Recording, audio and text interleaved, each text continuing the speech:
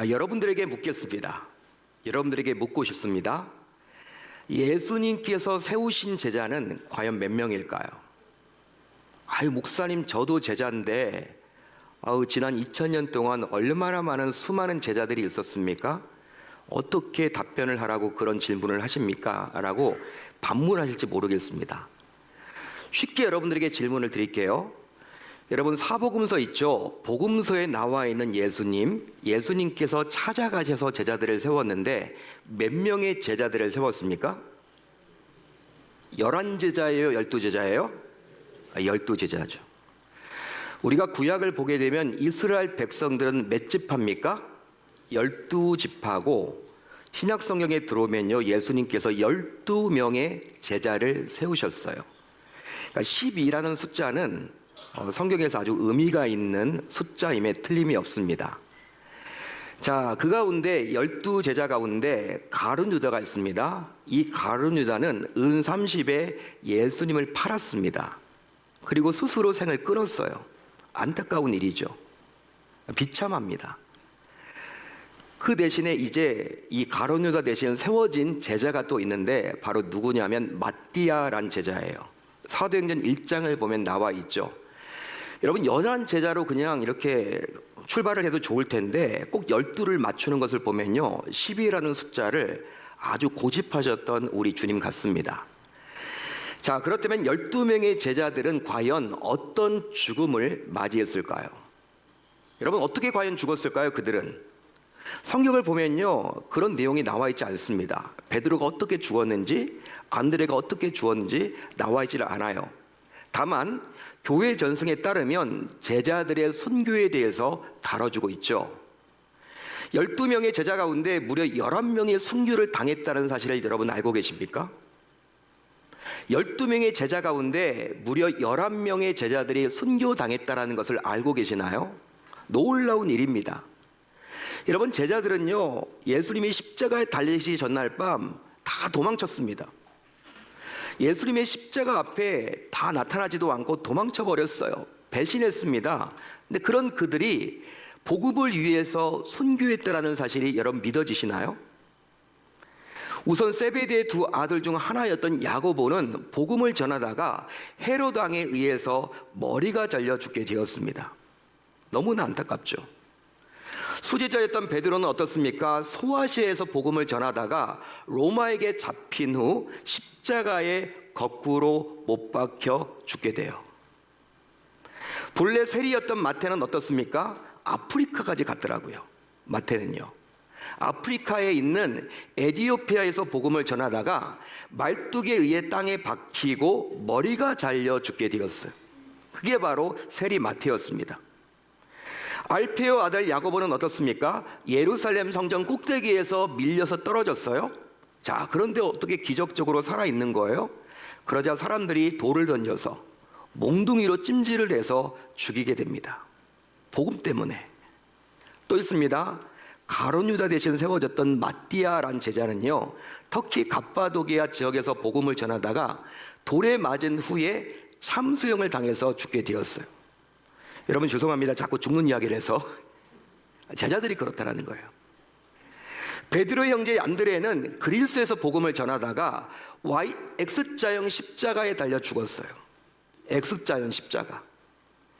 알페오의 아들 다디오는 페르시아 지역에서 복음을 전하다가 붙잡혀서 십자가에 역시 못 박혀 죽었습니다.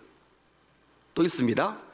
바돌로메는 아르메니아 지역에서 복음을 전하다가 붙잡혀서 살가죽이 벗겨진 후 십자가에 못 박혀서 죽게 되었어요.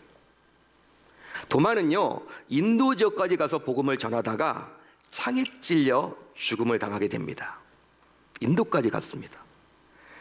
빌립은 터키 히에라폴리스 지역에서 복음을 전하다가 붙잡혀서 큰 나무 십자가에 매달린 채 처형을 당하게 되었죠. 열심당원이었던 시몬은 페르시아에서 톱에 몸이 잘리는 끔찍한 사형으로 인해서, 사형법으로 인해서 죽음을 맞이하게 되었어요. 복음 때문에. 이처럼 11명의 제자들 모두 복음을 전하다가 끝내 장렬하게 순교를 당하게 되었습니다. 자, 그렇다면 나머지 제자였던 세베대의 두 아들 중 하나인 사도 요한은 과연 어떻게 되었을까요? 여러분 어떻게 되었을까요? 사도 요한은 소아시아 지역에서 복음을 전하다가 pat모섬에 유배되었고 그곳에서 오랫동안 지내며 요한계시록을 기록했고 이듬해 사면을 받아서 에베소 지역으로 돌아와서 자연사하게 되었습니다. 12명의 제자 가운데 자연사한 유일한 인물은 바로 사도 요한이라는 거예요. 따라서 엄밀하게 말하면 사도 요한만큼은 비록 유배 생활은 했어요. 복음 때문에 갇혀 지냈습니다. 그렇지만 선교가 아니라 자연사를 한 것으로 볼 수 있는 것이죠. 이처럼 예수님의 12제자 가운데 사도 요한은 순교하지 않고 그 대신 pat모섬에 갇혀서 요한계시록을 쓰는 사명을 감당하게 되었습니다. 여러분 이런 생각을 해보지 않았어요? 12제자가 다 여러분 왜 순교를 당하지 않고 우리 하나님께서는, 우리 주님께서는 이 사도 요한만큼은 살려주셔서 복음 때문에 갇히긴 했지만, pat모섬에 갇히긴 했지만 죽이지 않고 왜 살려주셨을까? 여러분 생각을 해보셨어요? 바로 오늘 우리가 살펴볼 요한계시록을 작성하도록 하기 위함이에요. 그러니 우리 주님께서 사도 요한에게 아주 특별한 사명을 부여했음을 알 수 있는 것이죠. 자, 오늘 우리가 살펴볼 요한계시록 4장 안으로 들어가 보시면요, 사도 요한은 아주 특별한 세계를 경험했습니다. 바로 평상시 우리 눈으로 볼 수 없는 천상 세계, 즉 하나님이 계신 곳을 직접 보았기 때문이에요. 자, 어디에 나와 있습니까? 오늘 말씀 4장 2절을 한번 같이 읽어봅니다. 4장 2절 시작. 내가 곧 성령에 감동되었더니 보라 하늘에 보좌를 베풀었고 그 보좌 위에 앉으신 이가 있는데. 아멘. 실제로 요한은 하나님이 계신 보좌를 보았습니다. 자, 그렇다면 여러분 이 구절에 나와 있는 보좌는 과연 뭘 뜻하는 것일까요? 보좌는 무엇을 말하는 것일까요? 보좌는 왕이신 하나님께서 통치하시고 다스리시는 장소를 말하는 거예요. 자, 그런데 요한이 보았던 이 보좌가 당시 요한에게 얼마나 큰 충격을 주었던지 요한계시록 4장을 보게 되면요, 보좌라는 이 단어가 무려 14번이나 기록이 되어 있습니다. 여러분들이 집에 가셔서 여러분 보좌에 한번 동그라미를 쳐보세요. 요한계시록 4장 안에 보좌라는 단어가 몇 번 나와 있는지 14번이나 나와요. 요한계시록 전체에 40번 이상 나오는데 요한계시록 4장에만 무려 14번이나 나오다 보니 요한계시록 4장에서 당시 요한이 보좌를 보고 얼마나 강렬한 인상을 받았는지를 알 수 있는 것이죠. 자, 그렇다면 왜 하나님께서는 요한에게 자기의 보좌를 친히 보여주셨을까요? 자, 그런데 오늘 말씀을 여러분들이 잘 읽어보시면요, 요한이 하나님의 보좌뿐만 아니라 또 하늘의 열린 문을 보았음을 알 수 있습니다.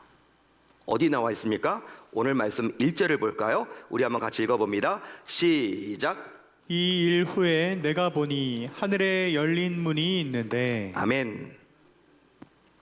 여기서 열린 문은 바로 하늘로 들어가는 문이 열렸다라는 의미예요. 하늘로 들어가는 문이 열렸다. 한마디로 하늘로 가는 길이 열렸다라는 의미입니다. 그런데 더 놀랍게도 열린 하늘문에서 나팔 소리 같은 음성이 들리면서 그 문으로 사도 요한이 올라오도록 초청했다라는 사실이에요. 자, 그렇다면 정말 사도 요한은 하늘에 열린 문으로 천국에 올라갈 수 있었을까요? 지금 사도 요한은 지상에서 육신의 몸을 입은 상태입니다. 비록 pat모섬에 갇혀있는 상황이지만 저와 여러분들처럼 육을 안고 있는 상황이에요. 아직 죽지 않았습니다. 자, 그런데 정말 그대로 하늘까지 올라갈 수 있을까요? 육을 가지고 올라갈 수 있을까요, 여러분들? 이 말씀을 들은 여러분들은 신앙생활을 하면서 하늘에서 문이 열리는 경험을 해본 적이 있으십니까? 더 나아가 너무나도 궁금한 것은 왜 하나님께서 사도 요한에게 자기의 보좌를 보여주시고 또 하늘문을 열어서 그리로 들어오라고 초청을 하셨냐는 거예요. 여러분 왜 그랬을까요? 우리 하나님께서 왜 사도 요한을 초청하셨을까요? 심지어 하늘에서 문이 열리는 경험을 한다면 이것은 죽음을 뜻하는 겁니다. 여러분, 죽는 거죠. 하늘의 문이 열린다는 것은요, 죽음을 뜻하는 거예요. 그렇기 때문에 여러분들은 죽음을 각오하고 이런 경험을 하고 싶으세요? 아니면 죽는 거기 때문에 피하고 싶으십니까? 어떠십니까? 자, 그러면 왜 하나님께서는 사도 요한에게 자신의 보좌가 열린, 자신의 보좌와 열린 하늘문을 보여주셨을까요? 여러분, 우리 주님께서는 왜 자신의 보좌와 열린 하늘문을 우리에게 왜 보여주셨을까? 사도 요한에게 왜 보여주셨을까? 그것은 바로 하나님이신 예수 그리스도를 바르게 믿고 따르는 자들에게 무언가 소망을 주기 위해서입니다. 소망을 주기 위해서입니다. 그러기에 이것은 하나님의 특별한 계시인 셈이죠. 할렐루야, 할렐루야. 즉, 열린 하늘문을 통해서 하나님의 보좌를 보고 힘을 내라는 소망의 메시지가 담겨져 있는 거예요. 한마디로 하늘의 문을 열어주시며 천국은 막연한 세계가 아니라 하나님께서 친히 다스리시는 엄연히 존재하는 세계임을 만천하에 보여주시며 끝까지 힘을 내라는 메시지입니다. 여러분, 실제로 당시 사도 요한은요, 반모섬에 죄수의 신분으로 갇혀 지내야만 했어요. 반모섬에. 자, 그러다 보니 언제 그곳에서 나오게 될지도 모르는 상태에서 하루하루를 힘겹게 살아내야만 했습니다. 여러분, 교도소에 가시는 분들 이야기를 들어보면요, 형량을 받고 교도소에 들어가잖아요. 갇히게 되잖아요. 뭐 5년형을 받았다. 여러분, 그 날짜가 그렇게 기다려진다는 거예요. 아, 내가 5년 후에는 이제 자유의 몸이 되는 거구나. 자, 그런데 여러분, 당시 사도 요한은요, 몇 년형 받은 게 없습니다. 반모섬, 당시 여러분, 반모섬은요, 죽음의 섬이에요. 죽는 거나 마찬가지입니다. 그 섬에 갇혔다라는 것은요, 여러분, 그냥 죽음이에요. 죽음 그 자체예요. 바로 죽이지 않는 것이지 죽음과 마찬가지인 거예요. 몇 년형 받고 여러분 그곳에 들어간 게 아니에요. 여러분, 사도 요한의 입장에서는요, 어떤 마음일까요? 아, 내가 언제 나가지? 나갈 수나 있을까? 정말 여기서 살다가 내가 이렇게 죽는 거 아닌가? 하루하루를 불행하게, 불편하게, 힘들고 어렵게 두려운 마음속에서 살아갈 수밖에 없었던 거예요. 더욱이 요즘도 성지 순례를 갈 때 반모섬은요, 배를 타고 가야만 하기 때문에 좋은 날씨에만 들어갈 수 있다고 그래요. 여러분, 그리스나 터키에 우리가 성지 순례를 가는 분들이 있지 않습니까? 반모섬이 여러분들, 이건 여러분 간다고 해도 가는 분들보다도 못 가는 분들이 더 많아요. 날씨가 좋지 않다고 합니다. 항상 그쪽 날씨는요, 이렇게 풍랑이 일어가지고 좋은 곳이 아니에요. 여러분, 지금도 그런데 2000년 전이니 그 반모섬은요, 죽음의 섬이에요. 갇히면 끝이에요. 나오지도 못합니다. 낯선 위기임에 틀림이 없었던 것이죠. 자, 그러니 요한의 입장에서는요, 이 얼마나 외롭고 처량한 신세였겠습니까? 더 나아가 그가 이런 환난과 핍박의 신세에 처하게 된 것은요, 자신이 잘못한 것은 아무것도 없어요. 단순히 복음 전하다가 그렇게 된 것입니다. 당시 로마 제국을 통치하던 도미티안 황제는 기독교인들을 극심하게 괴롭혔대요. 핍박했대요. 아마 여러분들이 네로 황제는 다 아실 거예요. 네로 황제 이상으로 기독교인들을 괴롭히고 핍박하고 박해했던 황제는요, 도미티안 황제입니다. 그는 스스로 자신을 신으로 숭배하도록 로마 제국 내에 황제 칙령을 내려버렸어요. 자, 그래서 이제 광활한 로마 제국 내에는 곳곳에 분향소가 설치되어서 1년에 딱 한 번씩은 모든 제국의 사람들이요, 왕 앞에 가가지고 그 분향소 앞에서 황제를 숭배하고 황제에게 감사를 반드시 표해야만 했습니다. 어떤 식으로 표했습니까? Caesar is Lord. 여러분, 시저가 여러분들 황제자라는 뜻이 아닙니까? 로마 황제. Caesar is Lord. 시저가 나의 주인입니다. 나의 주님입니다. 라고 고백을 해야만 했다는 거예요. 하지만 그런 상황에서도 사도 요한은 이것을 따르지 않았죠. 로마 군인들이 사도 요한을 붙잡아서 황제 숭배를 하라고 강요했습니다. 자, 그렇지만 이 사도 요한은 어떻게 고백합니까? Caesar is Lord라고 고백하지 않고 황제가 나의 주님입니다 라고 고백하지 않고 Jesus is Lord, 예수님이 나의 주인이시고 주님이십니다, 이렇게 고백을 했다는 거예요. 로마 군인이요 깜짝 놀랍니다. 너 이러다가 죽는다. 한 번 더 기회를 주겠다. 한 번 더 기회를 주겠다. 다시 한번 황제를 칭송해라. 이렇게 했지만 사도 요한은요 끝내 그걸 거부해요. 그러면서 또 이렇게 이야기를 합니다. 예수 그리스도야말이 나의 왕이시고 나의 구원자가 되십니다. 예수 그리스도만이 나의 왕이시고 나의 구원자이십니다. 이런 사도 요한의 말에 로마 군인은 깜짝 놀랐고요. 결과적으로 바로 잡혀서 이제 죽음의 섬이었던 반모로 보내게 됩니다. 반모섬에 도착한 사도 요한 역시 연약한 인간인지라 한번 생각을 해보세요. 그도 여러분 사람입니다. 우리와 성정이 똑같은 사람이에요. 그러다 보니까 자신의 처지를 바라보면서 한숨과 절망에서 헤어나오지 못할 수도 충분히 있었겠죠.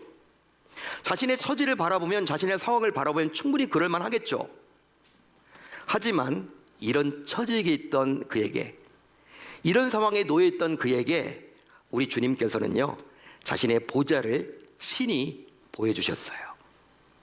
그리함으로 이 세상을 로마의 도미티안 황제가 다스리지 않고 보좌에 앉아 계신 하나님께서 친히 이 세상과 천상을 모두 다스리고 있음을 만천하에 공개해 주셨습니다. 당시 사도 요한은요 보좌에 앉아 계시는 이 하나님을 자신의 말로, 인간의 언어로 표현하기가 힘들었어요. 하나님이 자신에게 보좌를 보여주셨는데 보좌에 앉아 계시는 하나님을 자기가 봤는데 그 하나님이 과연 어떤 분인지 자신의 언어로 표현하기가 힘들었습니다. 여러분, 그 내용이 바로 오늘 말씀 3절이에요. 그렇기 때문에 지금 사도 요한이 다음과 같이 하나님에 대해서 표현을 해주고 있죠. 자, 우리 3절을 한번 같이 읽어볼까요? 시작.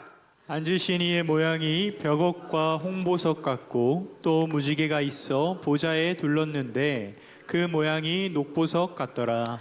여러분, 요한은요 하나님을 여러분 이렇게 표현하면서 시대나 어떤 상황에서도 변함없는 보석으로 하나님을 표현합니다.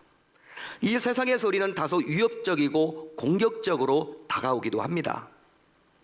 또 어떨 때는요, 야, 그 정도면 신앙생활 잘하는 거야. 너 주일 출석하고 있잖아. 그 정도면 네가 신앙생활 잘하는 거야. 옆집 봐봐, 누구누구. 아유, 너보다 훨씬 못해. 그 정도면 신앙생활 잘하는 거거든. 뭐 이런 식으로 안일함과 나태함으로 우리에게 다가오기도 해요. 자, 그뿐 아니라 눈에 보이는 정치적인 힘과 경제적인 힘과 다수의 힘이 결과적으로 이 세상을 이기고 이끌 것이라며 우리를 억압하거나 회유하기도 하는 것이 바로 이 세상의 모습이에요. 자, 그래서일까요? 너무나 안타깝게도 기독 신자들조차도 자기의 정체성을 숨기면서 드러내려고 하지 않습니다. 교회는 나오시는데, 주일날은 교회는 나오시는데 월요일부터는요 세상 불신자들과 별반 다름없이 살아가는 경우들이 많이 있다는 거예요. 세상의 힘의 논리에 좌우되어서 살아가는 경우가 얼마나 많습니까? 그게 저의 모습이고 여러분들의 모습 아닌가요? 하지만 이런 기독 신자들은 사단에게 포섭된 것으로서 자기의 믿음을 유배 보낸 껍데기 신자라고 감히 말할 수 있는 거죠. 자, 그러기에 이런 신자에게 그 어떤 능력도 기대하기가 어렵다라는 거예요.